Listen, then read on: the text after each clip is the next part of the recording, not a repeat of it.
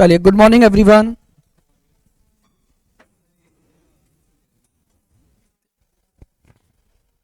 चलवाना है, बाहर पड़ जाओगे अभी। पंखा चला लो। चलिए देखिए,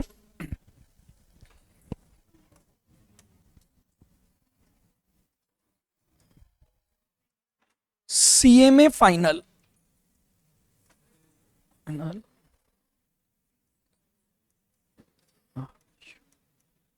group 4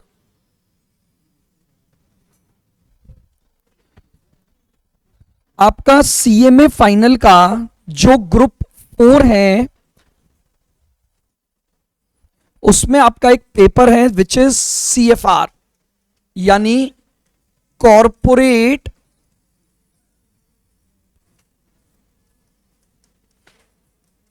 financial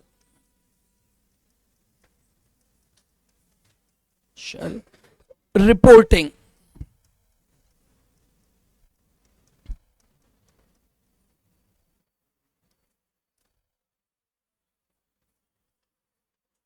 corporate financial reporting CFR जो आपका 100 मार्क्स का पेपर है। हाँ, लिंक भेज दी। अच्छा, वहां पहुंच गए थे, वेट करूं 2 मिनट? ठीक ठीक भाई, 5 मिनट अभी एक बार वेट करते हैं। चलिए, गुड मॉर्निंग वंस अगेन। देखिए, आपका सीएमए फाइनल का जो ग्रुप 4 है, हम उसके एक पेपर सीएफआर यानी corporate financial reporting, basically accounts, but यहां नाम अकाउंट्स नहीं रखा गया। आप जब फाउंडेशन में थे तो आपने सब्जेक्ट पढ़ा था फंडामेंटल ऑफ अकाउंटिंग, जिसमें आपने क्या सीखा था? अकाउंटिंग के बेसिक्स सीखे थे केवल, इसलिए वहां पर सब्जेक्ट का नाम क्या था? फंडामेंटल, यानी आप केवल बेसिक नॉलेज पर थे। फिर जब आप इंटर लेवल पर आए तो इंटर में आपके सब्जेक्ट का नाम था फाइनेंशियल अकाउंटिंग। आपने फाइनेंस की अकाउंटिंग सीखी थी वहां पर सारी, यानी डिफरेंट डिफरेंट एंटिटीज किस तरह से अपनी बुक्स ऑफ अकाउंट्स प्रिपेयर करती हैं, सोल प्रोप्राइटर कैसे अपनी बुक्स ऑफ अकाउंट्स बनाता है, इनकंप्लीट रिकॉर्ड्स के केस में बुक्स ऑफ अकाउंट्स कैसे बनती हैं, नॉन प्रॉफिट ऑर्गेनाइजेशंस अपनी बुक्स ऑफ अकाउंट्स कैसे बनाते हैं, पार्टनरशिप फर्म अपनी बुक्स ऑफ अकाउंट्स कैसे बनाती है, और इवन ज्वाइंट स्टॉक कंपनी की भी अकाउंटिंग आपने एडवांस अकाउंट्स में पढ़ी, तो वो भी अकाउंटिंग थी। But in final we are discussing about reporting. यहां पर हमारे सब्जेक्ट का नाम क्या है? Corporate financial reporting. यानी यहां पर अकाउंटिंग से ज्यादा हमें अपनी बुक्स ऑफ अकाउंट्स और नोट्स टू अकाउंट्स की रिपोर्टिंग सीखनी पड़ती है। यानी अकाउंटिंग तो चलेगी चलेगी, साथ में यहां पर फाइनल लेवल पर जो सबसे मेजर एस्पेक्ट है वो है उन सभी चीजों को बैलेंस शीट में या नोट्स टू अकाउंट्स में रिपोर्ट कैसे किया जाएगा। बैलेंस शीट बनाओगे तो एक रिपोर्टिंग होगी, नोट्स टू अकाउंट्स बनाओगे वहां भी आपको क्या करना है? रिपोर्टिंग। प्लस ये पूरी की पूरी अकाउंटिंग आपकी इंड एएस बेस्ड अकाउंटिंग होगी। यानी सीएफआर का जो पूरा सिलेबस है उसमें जो अकाउंटिंग दी गई है वो क्या दी गई है? आपकी Ind AS based accounting.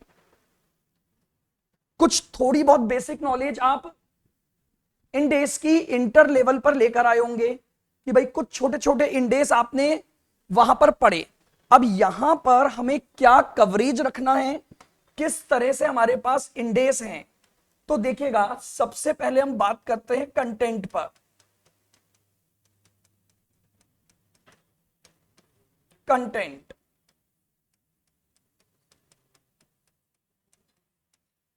इंडेस 103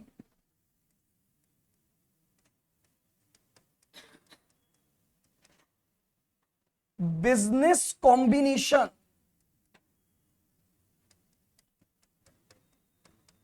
business combination and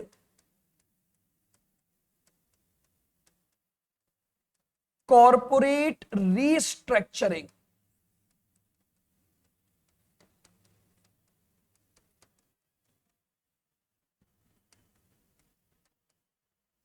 इंडेस 103 आपके एग्जाम में 20 मार्क्स का आएगा।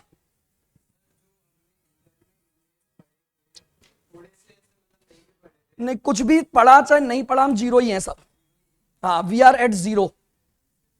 मैं आपको पूरा इंडेस को सारा, हम पूरा बेसिक से जाएंगे कि जो जो इंडेस हमारे कोर्स में हैं वो किस तरह से आए और क्या उनका अकाउंटिंग पर्पस था। तो ये जो इंडेस है आपका, Ind AS 103, that is the most important Ind AS of your subject, business combination and corporate restructuring, जो आपका 20 मार्क्स का कवरेज रखेगा। Then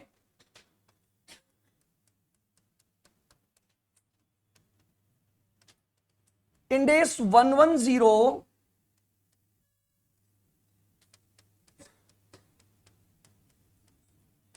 इंडेस 27,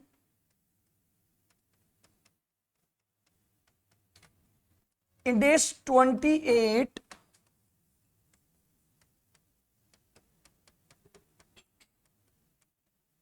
इंडेस 111,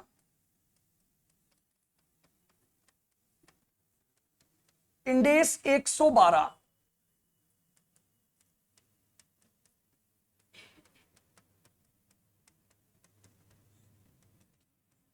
consolidated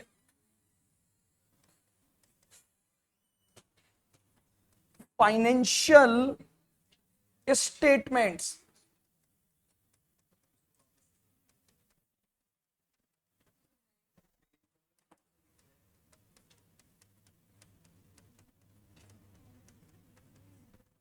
separate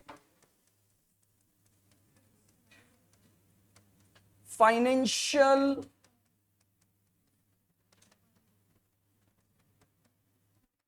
statements,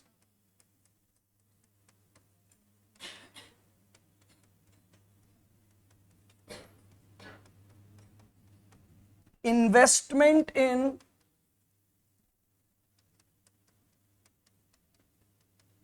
associates and joint venture,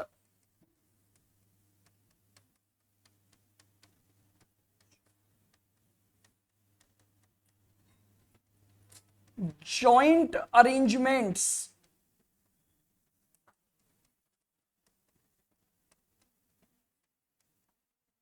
और डिस्क्लोजर्स। ये पूरा एक सेगमेंट है आपका 20 मार्क्स। ये हमारा पूरा एक सिंगल सेगमेंट है जिसमें एक 16 नंबर का क्वेश्चन तो आपका अप्रोक्स इसमें से आएगा 12 से 16, और बाकी इनमें से अगर आपका कोई एक क्वेश्चन आता है अप टू 4 मार्क्स। तो जो सेकंड कैटेगरी ऑफ इंडेस बनाई गई है वो आपके ये 5 इंडेस की अकाउंटिंग है, जिसमें हमारा consolidated financial statement, separate financial statement, investment in associate, joint arrangements, और इन सब की जो डिस्क्लोजर रिक्वायरमेंट्स है। ऑनलाइन अब क्लियर दिख रहा है ना पहले से? Yes sir. तो आपका जो सेकंड सेगमेंट है 20 marks, first segment Ind AS 103, second segment 5 Ind AS हैं जिनका वेटेज टोटल मिलाकर कितना है हमारा 20 मार्क्स।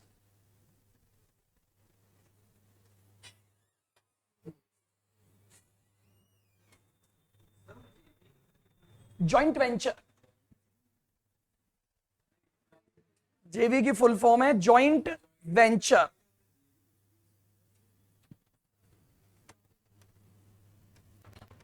आइएगा third segment,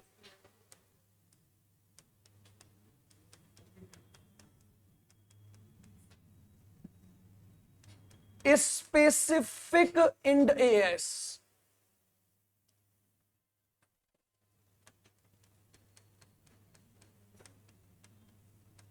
इंडेस 102, share based payment,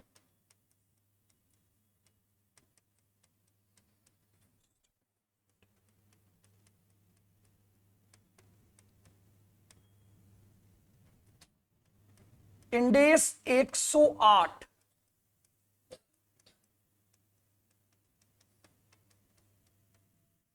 operating segments,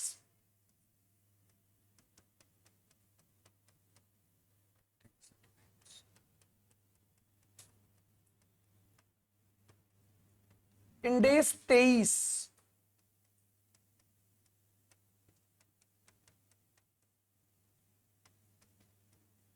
borrowing cost,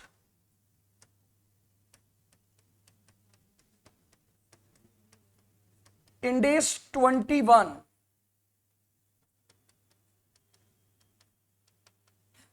effect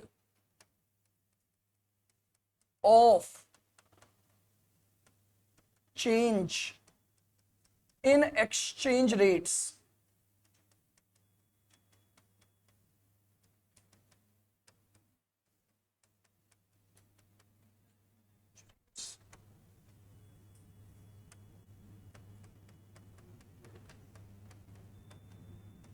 इंडेस 115,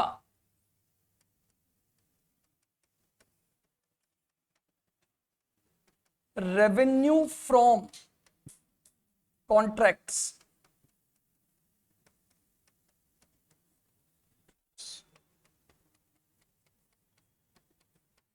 इंडेस 116, lease accounting,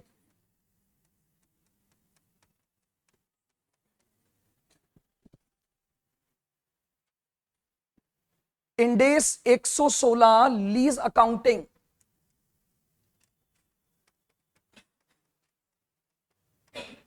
Ind AS 113, fair value measurement,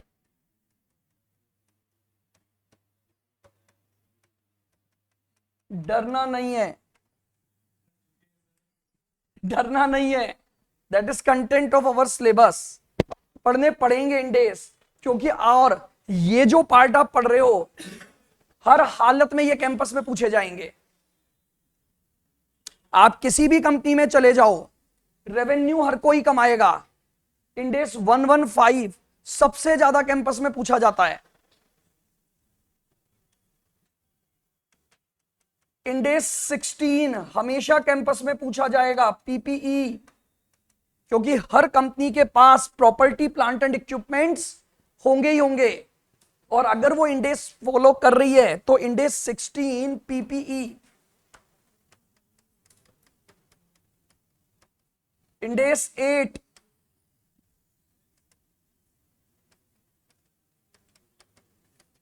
prior period items,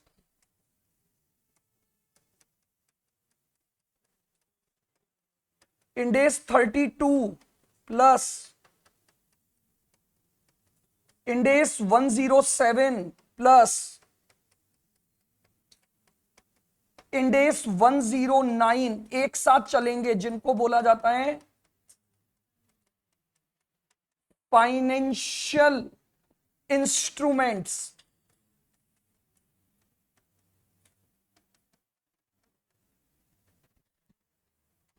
ये हम बात कर रहे हैं हमारे थर्ड टॉपिक की, विच इज बेसिकली स्पेसिफिक इंडेस हमें पढ़ने होंगे।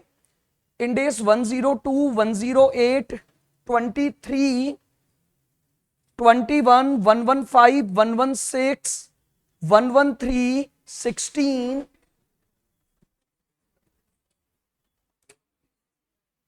फिर 3 इंडेस हमारे पास एक साथ हमारे सिलेबस में आते हैं, जो किससे रिलेटेड होंगे?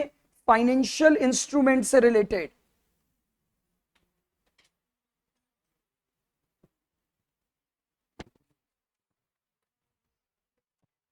अभी खत्म नहीं हुए हैं। इंडेस 36,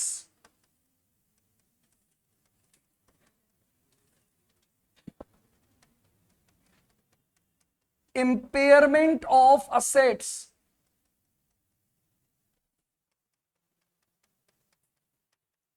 इंडेस 38,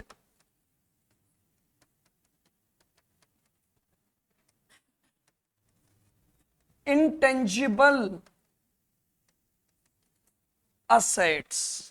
ये आपके स्पेसिफिक इंडेस हैं जो आपके सीए में फाइनल के सिलेबस में कवर हैं। अभी कंटेंट और है, नहीं बिल्कुल नहीं मिटाऊंगा, आराम से लिखो। और this specific Ind AS cover 45 marks, this Ind AS cover 45 marks approx. 45 number का पेपर आपका इसमें से आएगा।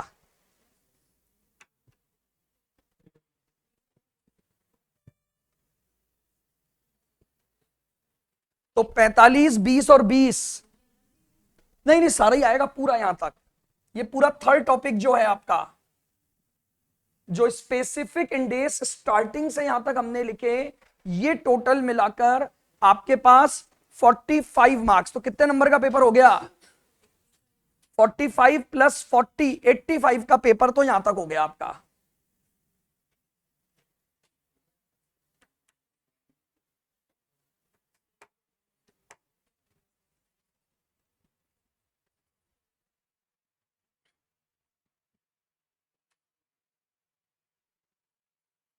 लिख लिया?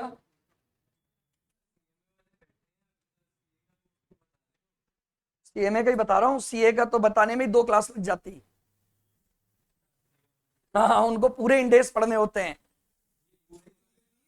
पूरे नहीं है भाई उनके, ये तो बहुत थोड़े से पढ़ रहे हैं, आप तो आधे भी नहीं पढ़ रहे हो कुल मिलाकर।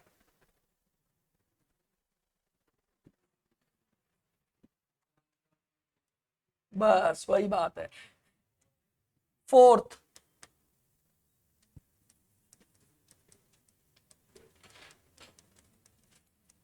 वैल्यूशन, जिसमें हमारे पास 2 वैल्यूशन आएंगे।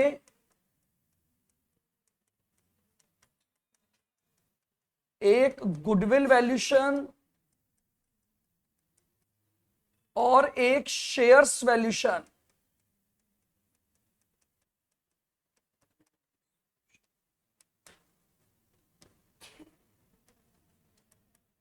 Six marks.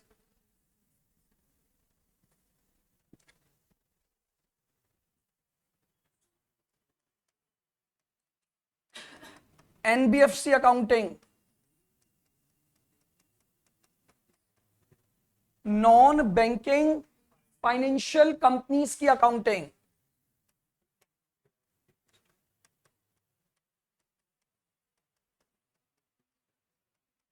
Value added,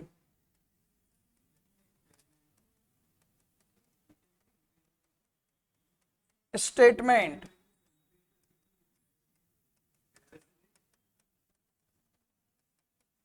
value added, EVA और एमवीए। वैल्यू एडेड स्टेटमेंट बनाना, ईवीए निकालना और एमवीए निकालना।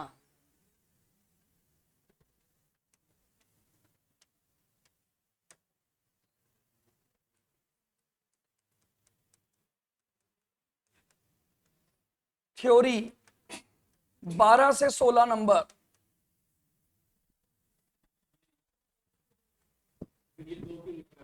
तो चैप्टर तो ये भी है ना कोर्स में, आए कि नहीं आए भाई इस पे कंफर्मेशन नहीं है, आएंगे कि नहीं आएंगे। बस इतना सा हमारा कोर्स है।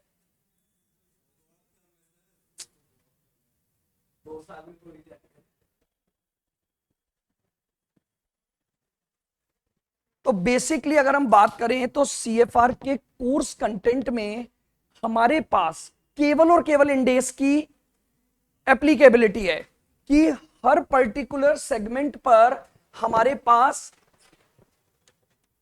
क्या इंडेस किस तरह से किस किस इंडस्ट्री पर कौन कौन से इंडेस लगेंगे और इन इंडेस की अकाउंटिंग में हमें क्या क्या चीजें करनी है। अकाउंटिंग सीखनी है, उनका पूरा मेजरमेंट सीखना है, फिर उनकी रिपोर्टिंग सीखनी है। तो सारे इंडेस में हमें ये सारी स्पेसिफिक बातें सारी करनी पड़ेंगी। ठीक है, तो ये आपके पास पूरा 100 मार्क्स का कोर्स कवरेज रहेगा।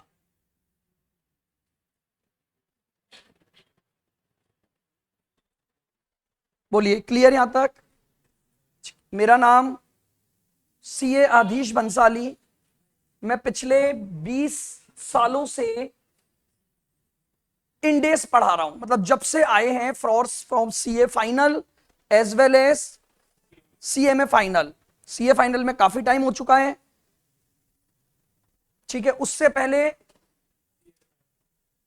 सीए फाइनल में भी आने से पहले मैं पढ़ाता था सीपीए यानी आईएफआरएस, क्योंकि एक्चुअली में हमारे जो इंडेस आए हैं उनका जो बेस लिया गया है वो कहां से लिया गया है? आईएफआरएस से लिया गया है।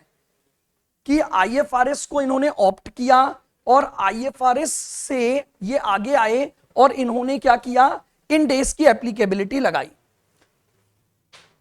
2 कॉपी आपको सीएफआर की बनानी है। हाँ, हर बार 2-2 में बनेगी, 2 फिर 2 बनेगी तो अगली 2 और उसके बाद अगली 2। सब्जेक्ट नहीं बता रहा हूं, सीएफआर की कॉपी बता रहा हूं नलैक। देखिए, हाँ नहीं, CWHW नहीं। देखिए प्रॉब्लम क्या होगी, सुनना ध्यान से। प्रॉब्लम यह है कि कंटेंट बहुत बड़ा है हमारा। फिर इस कंटेंट में अगर आप अपना स्टडी मटेरियल देखोगे ना, तो 8 स्टडी मटेरियल में सबसे पतला स्टडी मटेरियल इसी सब्जेक्ट का है। सबसे पतला स्टडी मटेरियल अगर आप उठाओगे तो वो सबसे कम पेज का मटेरियल यही है। द रीजन बीइंग, आपके इंस्टीट्यूट ने इसमें कोई प्रैक्टिकल क्वेश्चंस नहीं डाले हुए हैं। यानी ये जो 45 नंबर के हम बात कर रहे हैं इंडेस, ये 45 नंबर के इंडेस के टोटल मिला के 15 या 18 क्वेश्चंस हैं बस आपके मॉड्यूल में। तो यानी हम मॉड्यूल पर नहीं जा सकते। सारे सीए के क्वेश्चन आ रहे हैं। अभी रिसेंटली जितने पेपर आए हैं एग्जैक्टली सीए फाइनल के एग्जामिनेशन क्वेश्चन ही इन इंडेस से पूछे गए हैं। द रीजन बीइंग, उनके पास सीएमए वालों के पास तो इन्होंने स्टडी मटेरियल, आप आज जाना ऑनलाइन डाउनलोड करना और ये स्टडी मटेरियल, और फिर हम उस स्टडी मटेरियल को अगर देखते हैं तो इन स्पेसिफिक इंडेस पर इन्होंने बहुत कम क्वेश्चन दिए हैं और जो दिए हैं उनमें से एक भी पेपर में नहीं आया आज तक। पेपर में प्योर बेसिक कॉन्सेप्ट पर एप्लीकेबिलिटी आएगी। तो आपको बहुत इन डेप्थ जाना है। एक एक इंडेस में हम पूरा टाइम देंगे, भले ही वो इंडेस 16 नंबर का है, 0 मार्क्स का है या 6 नंबर का है। जैसे मान लीजिए फॉर एग्जांपल मैं बात करता हूं, हम फर्स्ट टॉपिक स्टार्ट करेंगे इंडेस 102 इन योर स्टडी सीए में स्टडी मटेरियल। 8 क्वेश्चन या 9 क्वेश्चन उन्होंने दे रखे हैं, बट हम अगर सीए और सीएमए को सारा मिला देंगे तो फर्स्ट इंडेस में हम अप्रोक्स 85 क्वेश्चंस करने वाले हैं। एक एक पॉइंट पर मैंने उसमें क्वेश्चन डाल रखा है इंडेस की जितनी एप्लीकेबिलिटी है 0 से लेके 100% तक। अब मैंने आपको 2 कॉपी के लिए क्यों बोला वो समझना। फर्स्ट इंडेस में चालू करूंगा इंडेस 102। जब तक आपका ये इंडेस चलेगा आप साथ साथ पढ़ेंगे, लेकिन जिस दिन ये इंडेस खत्म होगा आपके पास अप्रोक्स 25 क्वेश्चन होमवर्क में बचेंगे जो आप एक दिन में नहीं कर सकते। आपके पास 25 क्वेश्चंस होंगे जो आप एक दिन में नहीं कर सकते, उसको करने में आपको 4 से 5 दिन लगेंगे। बट क्या हम 5 दिन तक पढ़ेंगे ही नहीं क्या फिर सीएफआर? दूसरा टॉपिक और दूसरा इंडेस सेकंड कॉपी में चालू होगा। मीनवाइल जब तक मैं आपको वो टॉपिक पढ़ाऊंगा उस टॉपिक में शुरू के 4 से 5 दिन में आपको कोई होमवर्क नहीं मिलेगा। आपको अपनी पहली कॉपी में उन 5 दिन में वो बचे हुए 25 क्वेश्चन एक ही जगह पर करने हैं, कॉपी चेंज नहीं। एक इंडेस, एक कंटेंट एक ही जगह पर पूरा होना चाहिए ताकि एग्जाम में आपको फायदा होगा। अब जब तक हम सेकंड कॉन्सेप्ट या सेकंड चैप्टर पढ़ेंगे तब तक आपको जो टाइम मिलेगा उस टाइम में आपको क्या करना पड़ेगा, होमवर्क कौन सा करना है। क्योंकि रीजन क्या होता है, अगर ऐसा नहीं करोगे, जैसे आप लोग इंटर लेवल पर आपने देखा होगा, अगर फिर क्वेश्चन बचे रह गए तो वो बचे ही रह जाते हैं, छूट गए तो क्वेश्चन छूट गए, हम नए चैप्टर पर आ जाते हैं तो पुराने चैप्टर के क्वेश्चन आधे होंगे ना कॉपियों में, आधे अधूरे। फाइनल में ऐसा एक भी जगह नहीं होना चाहिए।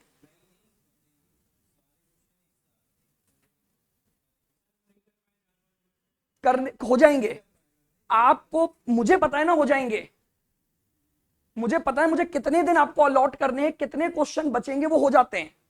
जब तक मेरा दूसरा कॉन्सेप्ट चलेगा तब तक हर हालत में वो क्वेश्चन कंप्लीट हो जाएंगे। मैं उसी हिसाब से बोल रहा हूं, मुझे बहुत टाइम हो गया पढ़ाते हुए, मुझे पता है मेरे को कॉपी कैसे मैनेज करवानी है फाइनल में, आप निश्चिंत रहो हो जाएंगे। अब जब आपका सेकंड टॉपिक कंप्लीट होगा तो ये समस्या सेकंड टॉपिक में आएगी, 15 क्वेश्चन उसके बचेंगे, थर्ड टॉपिक हमारा फिर पहली कॉपी में आ जाएगा, क्योंकि तब तक फर्स्ट टॉपिक कंप्लीट हो चुका होगा। आप समझ रहे हो मेरी बात को, मैं क्या बोलना चाह रहा हूं। एक चैप्टर इंक्लूडिंग ऑल क्वेश्चंस एक ही जगह पर होना चाहिए। आप जब पहले टॉपिक को कंप्लीट करोगे तब तक सेकंड कॉपी में सेकंड चैप्टर चल रहा है आपका, उसमें हम पढ़ेंगे लिखेंगे, उसके क्वेश्चन कर रहे हैं, उस समय उसका होमवर्क नहीं होगा आपके पास। आपके पास होमवर्क किसका होगा, फर्स्ट वाले का। फिर जब सेकंड का होमवर्क चालू होगा तब तक आपका फर्स्ट का होमवर्क हो चुका होगा, तो थर्ड टॉपिक वापस से पहली कॉपी में आ जाएगा आपका। जब तक थर्ड टॉपिक चलेगा सेकंड का होमवर्क कंप्लीट करोगे आप। इस तरह से साइमल्टेनियसली आपकी कॉपी चलेगी, क्योंकि कोई भी टॉपिक लिंक है नहीं किसी से, आप कोई भी इंडेस स्टार्ट कर सकते हैं और कहीं से भी उसको ले सकते हैं। एक चैप्टर का दूसरे चैप्टर में कोई लिंक नहीं आएगा, हर इंडेस अपनी स्पेसिफिक अकाउंटिंग को बताएगा। ठीक है, तो अभी आपको फर्स्ट कॉपी बनानी है, सेकंड कॉपी जब बनानी होगी मैं आपको पहले ही बता दूंगा। नाउ अब आपको और कुछ पूछना है तो बताइए पहले तो, कोर्स कब तक हो जाएगा। देखिएगा, इसका कोर्स डिपेंड करेगा आप पर, बट मैं एक मिनिमम रिक्वायरमेंट बताऊंगा। द रीजन बीइंग डिपेंड होंगे होमवर्क, क्योंकि अप्रोक्स मान के चलो मेरी वर्कबुक जो आपको यहां से मिलेगी उसमें इन सारे इंडेक्स के मिलाकर लगभग 700 के करीब क्वेश्चन होंगे, 600 से 700 क्वेश्चन हैं सारे मिला के, पूरे कोर्स कंटेंट के मिलाकर। हाँ बहुत कम है, बढ़ गए बस, हो जाते हैं, ऐसा नहीं है। अब यहां पर जो पॉइंट है ना, देखिए क्या होता है, कोर्स कंटेंट नहीं, यहां पर जो कॉन्सेप्ट्स हैं वो आपको समझने पड़ेंगे। वैरायटी ऑफ क्वेश्चन तो देखो आप अंत ही नहीं है फाइनल में आकर, हम कितने भी नए क्वेश्चन बना सकते हैं, कितने भी। आपको कॉन्सेप्ट पर फोकस करना है, आपका सबसे मेजर टाइम यहां लगता है, ये टॉपिक है जो आपका सबसे मेजर टाइम लेगा। इंडेस 103 विच इज बिजनेस कॉम्बिनेशन, जिसको ऑन एन एवरेज मैं मानता हूं 35 से 38 क्लास लगती हैं। नहीं, पहले ये नहीं पढ़ा सकते, आपको पहले बहुत जीरो से, बहुत बेसिक चीजों से ऊपर आना पड़ेगा, क्योंकि इसमें जाओगे तो वहीं चल जाएंगे अपन। आफ्टर दैट ये वाला आपका अप्रोक्स 15 से 20 क्लास लेता है।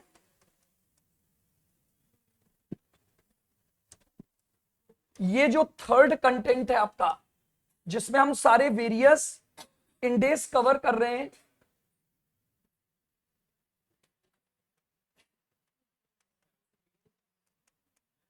लगभग 70 से 75 दिन आपको इसमें लगेंगे,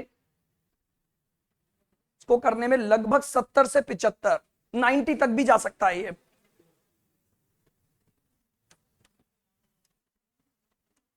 वैल्यूशन को करने में 15 दिन, एनबीएफसी 2 दिन, वैल्यू एडेड का कॉन्सेप्ट लगभग 7 दिन, थ्योरी 2 डेज।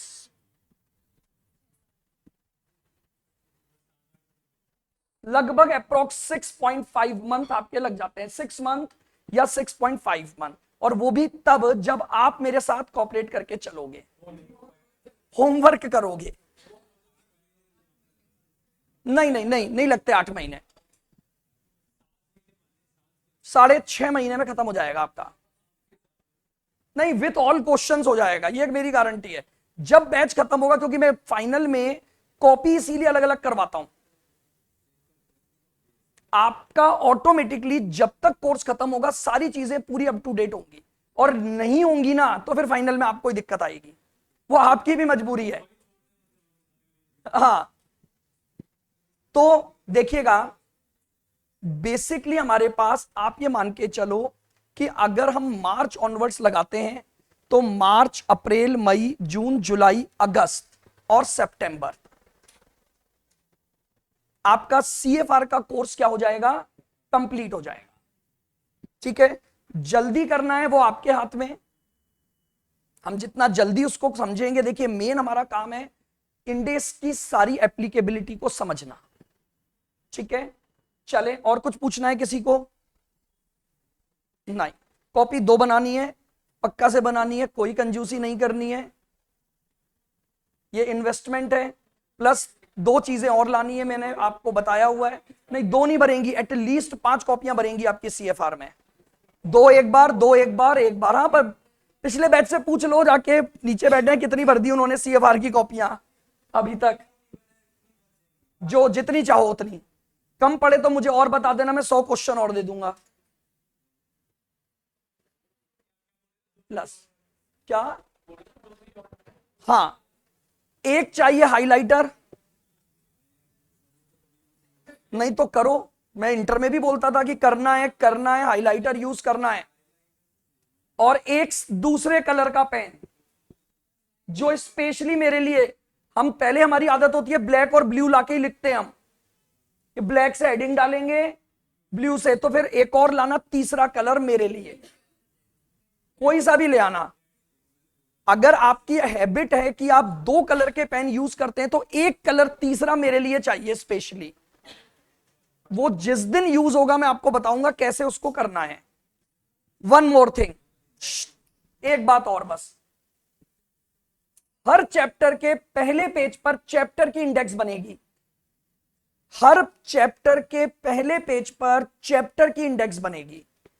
अब इंडेक्स क्या है समझो, मान लो फॉर एग्जांपल मैंने सबसे पहले इंडेक्स 102 स्टार्ट किया, अब मैंने आपको बोला उसमें 80 क्वेश्चन है। अब आपने कौन सा क्वेश्चन कौन से पेज पर किया है बाद में, यही आपको नहीं मिलेगा। तो फर्स्ट चैप्टर की इंडेक्स मैं बनाना सिखाऊंगा, उसके बाद बाकी सभी चैप्टर की इंडेक्स उसी तरीके से आप बनाएंगे। ठीक है, थोड़ा सा मैनेज करके चलो। आपको लग रहा होगा हम बहुत बहुत बेसिक सी बातें कर रहे हैं, वो बचपन में आ गए हम, बट मान के चलना, अभी चाहे मेरी किस्मत मान लो, भगवान का मेरा साथ मान लो, पिछले 2 अटेम्प्ट से सीएफआर का पेपर बहुत अच्छा आ रहा है। अदरवाइज आप किसी भी सीनियर से पूछ लेना, सबसे ज्यादा डर इसी पेपर में लगता है। मैं आपको उससे बचाऊंगा। पेपर कैसा भी आएगा, पेपर पूरा मेरे नोट्स में से होगा। द रीजन बीइंग, हम सीए फाइनल लेवल तक के हर एक कॉन्सेप्ट को यहां पर क्या करेंगे, कवर करेंगे। ठीक है, चलिएगा, तो अब थोड़ा सा इंट्रोडक्शन हम लेते हैं अपने पहले इंडेस का। हमारा जो फर्स्ट इंडेस हम स्टार्ट करेंगे, that is Ind AS 102 share based payment. First Ind AS जो हम स्टार्ट करेंगे that is Ind AS 102 which is share based payment.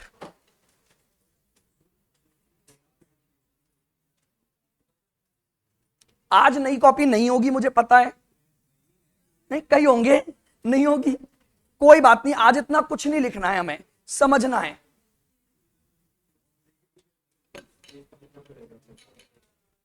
अब चलिए बिल्कुल शांति से सुनेंगे मेरी बात को। देखिएगा,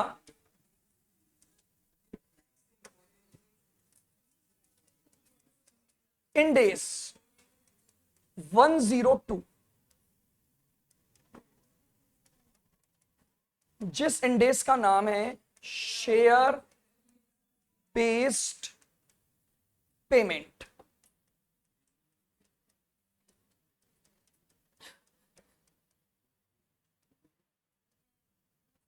देखिएगा ये इंडेस नाम से अपनी अकाउंटिंग को डिफाइन कर रहा है। बताओ अगर इसके नाम को पढ़ते हो तो क्या समझ आ रहा है? हाँ, ध्यान से सुनना बिल्कुल। As per the provisions of Ind AS 102, whenever any transaction is settled in form of shares or based on shares are covered by Ind-AS 102। क्या बोला मैंने? कोई भी ऐसा ट्रांजैक्शन जिसका सेटलमेंट या तो शेयर्स के द्वारा होगा या फिर शेयर्स पर बेस्ड होगा, वो ट्रांजैक्शन किसके द्वारा कवर होंगे? इंडेस 102 के द्वारा कवर होंगे। मैंने दो बातें बोली हैं। पॉइंट नंबर 1 मैंने क्या बोला? सेटलमेंट किस फॉर्म में होगा? शेयर्स के फॉर्म में होगा। मैंने लक्षिता से रॉ मटेरियल खरीदा। क्या खरीदा? रॉ मटेरियल खरीदा और हमारे बीच में टर्म्स डिसाइड हुई, मैं रॉ मटेरियल का पेमेंट शेयर्स के फॉर्म में करूंगा।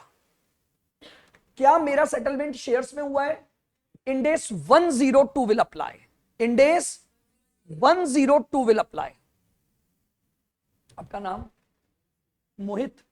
मैंने मोहित से एक असेट परचेस की और एग्रीमेंट हुआ कि पेमेंट शेयर्स में दूंगा। क्या ये settlement in form of share हुआ? ऐसे वाला, ऐसे थोड़ी होता है। हाँ, ऐसे होता है। ठीक है, तो अगर मैंने असेट परचेस की और उसका सेटलमेंट किस में किया? शेयर्स में किया, तो इंडेस 102 विल अप्लाई। पहला ट्रांजैक्शन समझ आ गया।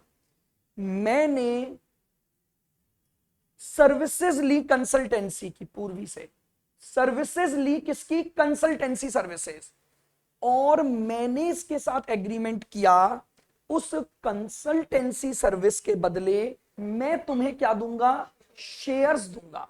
मैंने क्या बोला? Transaction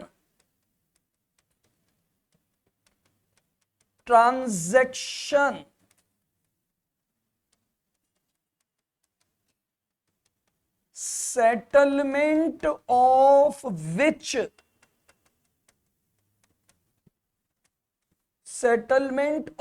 which in form of shares or based on shares। बहुत सिंपल सी डेफिनेशन लिखेंगे, मैं सब लिखवाऊंगा, हम एक एक चीज को लिखेंगे, आप टेंशन मत लो। नहीं, बनाना चाहो बना लो, बट फिर भी मैं डेफिनेशंस को बहुत प्रॉपर लिखवाऊंगा हर इंडेस के बारे में। सुनना, मैंने क्या बोला? कोई भी ट्रांजैक्शन जिसका सेटलमेंट या तो किस में होगा?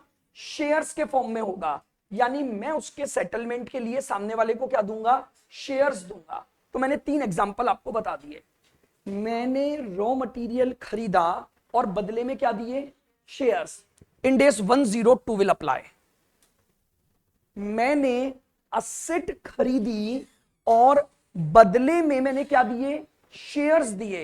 इंडेस 102 विल अप्लाई। मैंने सर्विसेज ली और बदले में क्या दिए? शेयर्स दिए। इंडेस 102 विल अप्लाई। बताओ क्या पहला पार्ट बिल्कुल क्लियर है सबको? ऑनलाइन भाई आपसे भी एक रिक्वेस्ट है, बिल्कुल क्लास में आप रहना, सोना नहीं, और सोने के साथ बोलना जरूर, नहीं तो पता ही नहीं लगेगा क्या चीजें आपको आ रही हैं, क्योंकि नहीं तो बाद में इंडेस थोड़ा बहुत परेशान करेंगे फिर आपको। ठीक है, थोड़ा बहुत ही बोलूंगा, मैं तो अच्छा ही बोलूंगा ना। चलिए अब आते हैं, अब डेफिनेशन का अगला पार्ट। मैंने क्या बोला? डेफिनेशन का अगला पार्ट बेस्ड ऑन शेयर्स। सुनना, मैंने रॉ मटेरियल परचेस किया, मैंने रॉ मटेरियल परचेस किया और पूर्वी को बोला मैं तुम्हें कैश दूंगा, लेकिन कैश की वैल्यू मेरी कंपनी के 2000 शेयर्स की मार्केट प्राइस के बराबर होगी। Settlement is not in shares, settlement in cash, but cash is based on shares. In AS 102 will apply. फिर सुनना, मैंने पूर्वी को बोला मैं तुमसे असेट लूंगा, असेट का पेमेंट कैश में करूंगा, लेकिन कैश कितना दूंगा? वो मेरे शेयर्स की या मेरे 1000 शेयर्स की मार्केट प्राइस के बराबर होगा। यानी कैश को मैंने क्या कर दिया? बेस्ड ऑन क्या बना दिया? शेयर्स बना दिया। इन डेज 102 विल अप्लाई। तो 102 की एप्लीकेबिलिटी समझ आ रही है मैं क्या बोल रहा हूं? कोई भी ट्रांजैक्शन जिसका सेटलमेंट या तो इन फॉर्म ऑफ शेयर्स होगा, ये वाला clear? In form of share मतलब मैं क्या दूंगा बदले में? अपनी कंपनी के शेयर्स दूंगा, या फिर शेयर्स नहीं दूंगा तो क्या दूंगा? कैश दूंगा। लेकिन वो कैश की जो वैल्यू ढूंढी जाएगी, वो कैश की वैल्यू किस पर बेस्ड होगी? शेयर्स पर बेस्ड होगी। Ind AS 102 will apply.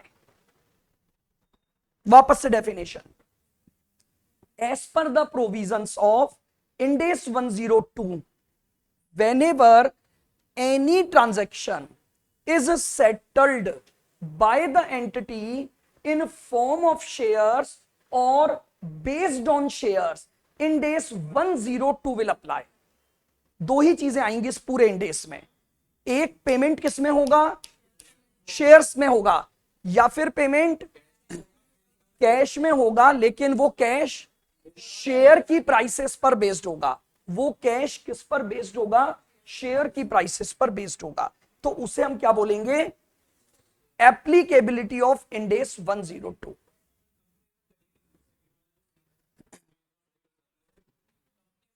Agreements होते हैं, कई तरह के एग्रीमेंट है।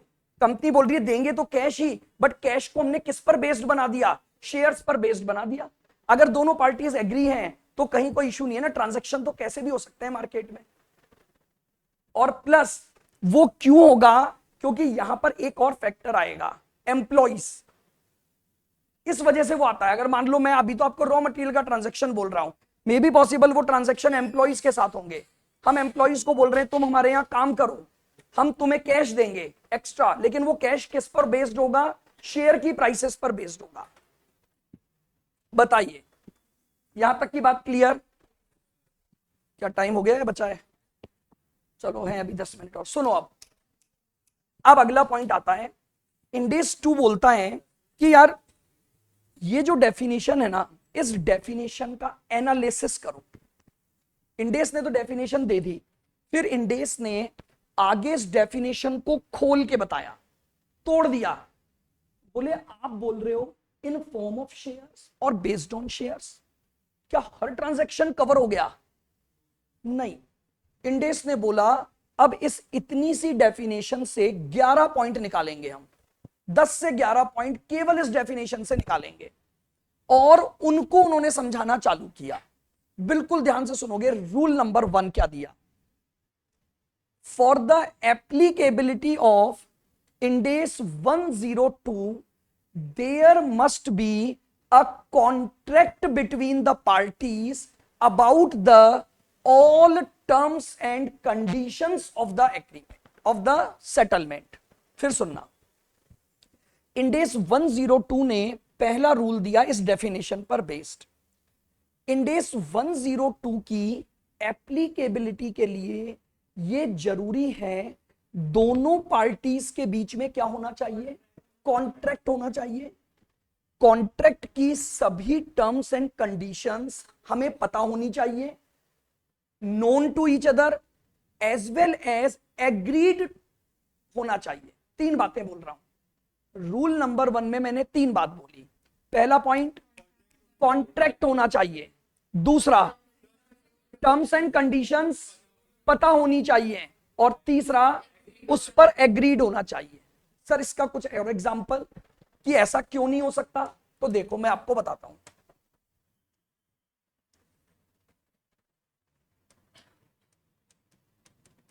ये एक बोर्ड मीटिंग चल रही है। क्या चल रही है? Board meeting. कौन बैठे? बोर्ड ऑफ डायरेक्टर्स बैठे।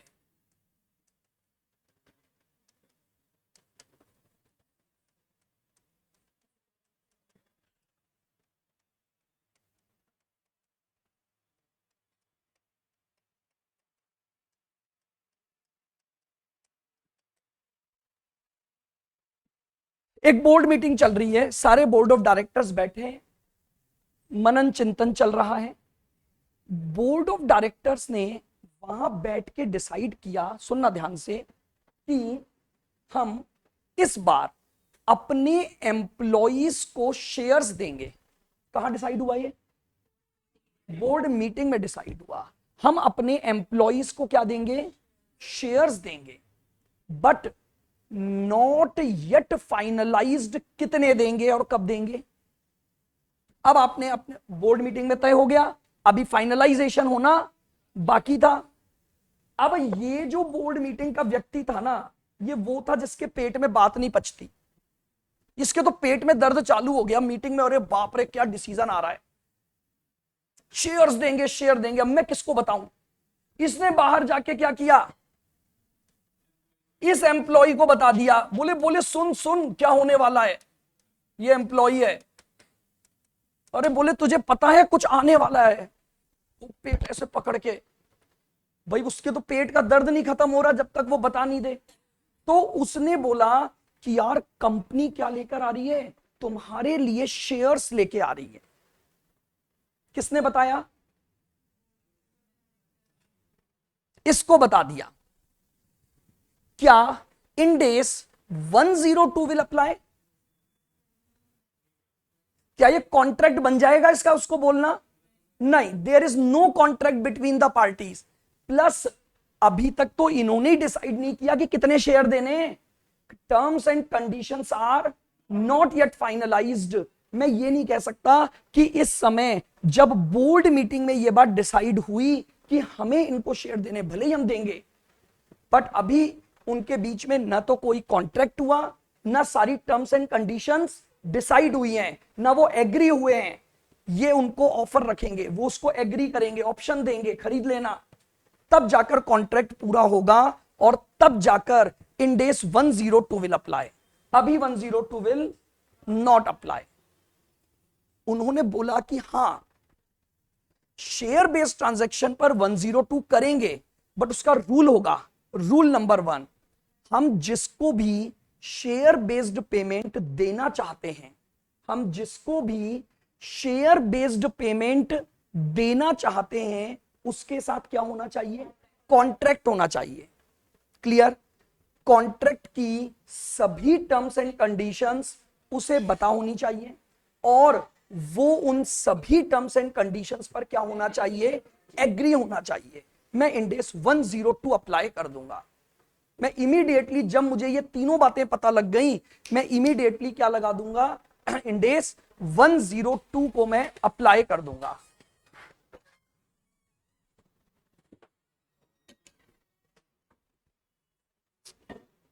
बस एक रूल और पढ़ेंगे। क्या यहां तक की बात क्लियर है? बिल्कुल डेफिनेशन क्लियर है 102 की, और रूल नंबर 1, रूल नंबर 2 ऐसे याद करना है बस पूरा इंडेस, फिर सारे इसके प्रैक्टिकल आ जाएंगे। बस रूल 2 सुनना ध्यान से। अब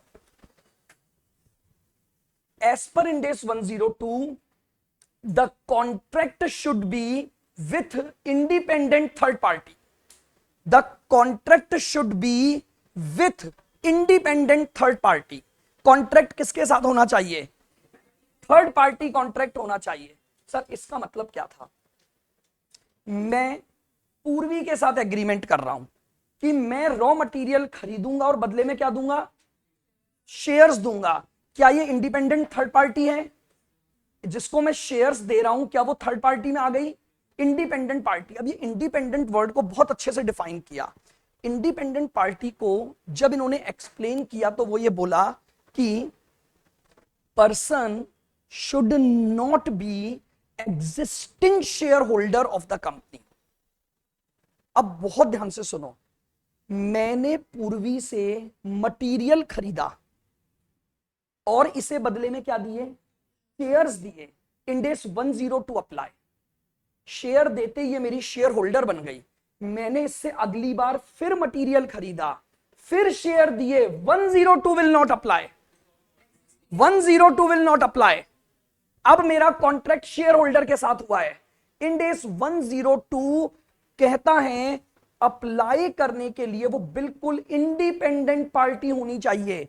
अगर मैं उसको और समराइज कर दूं, कोई भी कॉन्ट्रैक्ट जो मैं अपने एग्जिस्टिंग शेयर होल्डर के बीच में कर रहा हूं, अगर मैं एग्जिस्टिंग शेयर होल्डर के साथ कोई कॉन्ट्रैक्ट करूंगा, इंडेस 102 विल नॉट अप्लाई।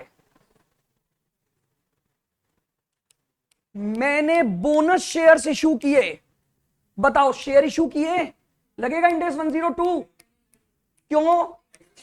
क्योंकि बोनस शेयर किसको दिए जाते हैं? अब आ रहा है समझ में क्यों आया ये पॉइंट? वरना बोनस इशू पर भी इंडेस लग जाता। बोनस इशू पर भी इंडेस लग जाता। बाहर किया बोनस इशू को कि बोनस इशू इंडेस 102 की एम्बिट में नहीं आएगा। उसके लिए उन्हें ये वर्ड जोड़ना पड़ा कि कॉन्ट्रैक्ट ऐसे व्यक्ति के साथ होना चाहिए जो कंपनी का एग्जिस्टिंग शेयर होल्डर ना हो। राइट शेयर्स, राइट शेयर्स आएगा कि नहीं आएगा? हाँ, राइट इशू के दो केस। अगर राइट इशू एग्जिस्टिंग को हुआ तो नहीं आएगा। अगर राइट इशू, क्योंकि क्या होता है, एग्जिस्टिंग अपना राइट रिनाउंस कर देते हैं। एग्जिस्टिंग वाले अपने राइट को रिनाउंस कर देते हैं। अगर राइट रिनाउंस करके इनको मिला और ये मेरी कंपनी की एग्जिस्टिंग शेयर होल्डर नहीं है, तो इंडेस 102 विल अप्लाई। ज्यादा जल्दी तेज तो नहीं बोल गया? वापस सुनना, राइट इशू की बात करी मैंने। राइट इशू में दो केस बनते हैं। अगर right issue existing share holder को मिल रहा है, इंडेस 102 विल नॉट अप्लाई। लेकिन इन्होंने अपना राइट इनको रिनाउंस कर दिया था और ये मेरी कंपनी के शेयर होल्डर नहीं है। अब मैं इनको राइट इशू कर रहा हूं, तो इंडेस 102 विल अप्लाई। क्लियर? बिल्कुल। बस एक बार और समराइज, आज के लिए इतना ही। कल इन बातों को लिखेंगे। सबसे पहले बोलो डेफिनेशन क्या दी इंडेस 102 ने?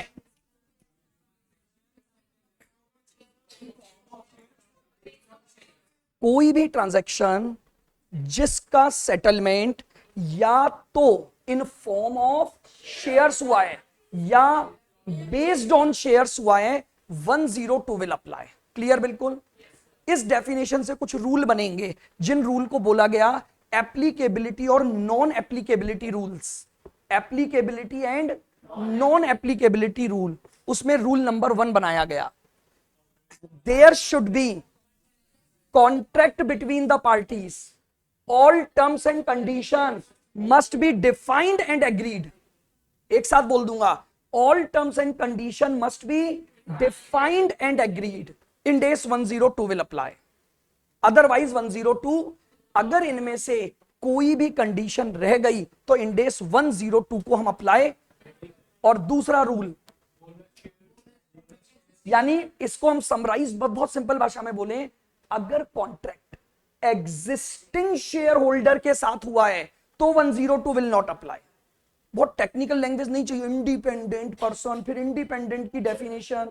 समराइज्ड रूल इज, अगर आपका शेयर बेस्ड पेमेंट का कॉन्ट्रैक्ट किसके साथ हुआ है?